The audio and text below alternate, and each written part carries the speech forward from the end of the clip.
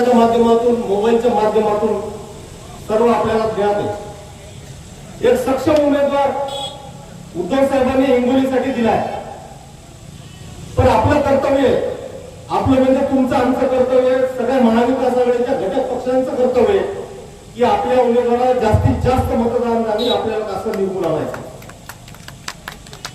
आपली निशाणी नवीन आहे, मशाल निशाणी नवीन आहे।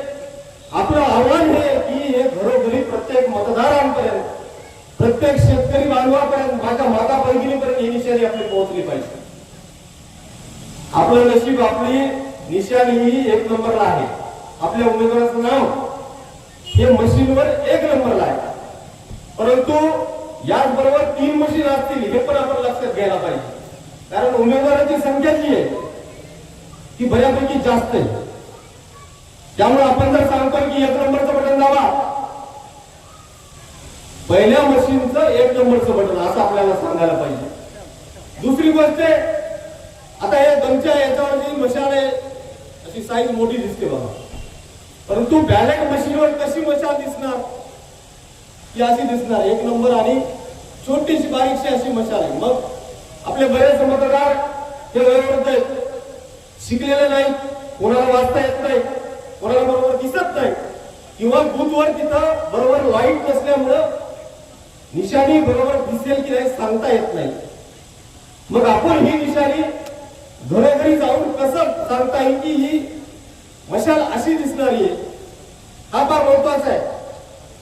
हा जो पेपर आहे बॅलेट मशीनचा, हा फार महत्वाचा आहे आणि तुमचं आमचं कर्तव्य आहे, आपल्या पदाधिकारी कार्यकर्त्याचं कर्तव्य आहे की घराघरापर्यंत हा आपण मशीनचा एक पेपर आहे कसा पोहोचू, कारण जवळपास 20 लाख मतदार या लोकसभेत आहे। 11.5 ते 12 लाखाच्या आसपास मतदान होईल। 5% जरी गडबड झाली तर 50-60 हजाराचा फटका बसतो। म्हणजे रिली म्हणजे जिंकण्यासाठी जे मत लागतात त्याच्यात गडबड होऊ नये।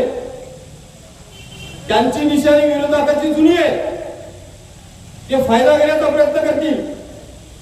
आपण सभामध्ये भाषण करू त्यांच्यावर आरोप करू, आपलं चांगलं सांगू, परंतु निशाणीचा मुद्दा सुद्धा फार महत्वाचा आहे की आपण इथं प्रकर्षानं प्रत्येक मतदाराला सांगितलं पाहिजे। आपला उमेदवार नागेश पाटील असतील कशासाठी निवडून द्यायचे हे सुद्धा प्रश्न तुम्हाला विचारतील, तर त्या संसदेमध्ये जाऊन प्रकटपणे जिल्ह्याचे प्रश्न, मग पीपीओचा प्रश्न असो, सिंचनाचा प्रश्न असो, बेरोजगारीचा प्रश्न असो, हे व्यक्तीला जाण आहे। यांनी त्या महाराष्ट्राच्या सभागृहात सुद्धा काम केलेलं आहे आणि ते प्रत्यक्षरित्या तिथं चांगलं मांडू शकतात, हे सुद्धा आपण सांगितलं पाहिजे। बरेच लोक इथं बोलणार आहेत, आमच्या मित्र पक्षाचे सुद्धा पदाधिकारी नेते लोक इथं आहेत, त्यामुळं सगळ्यांना संधी भेटायला पाहिजे।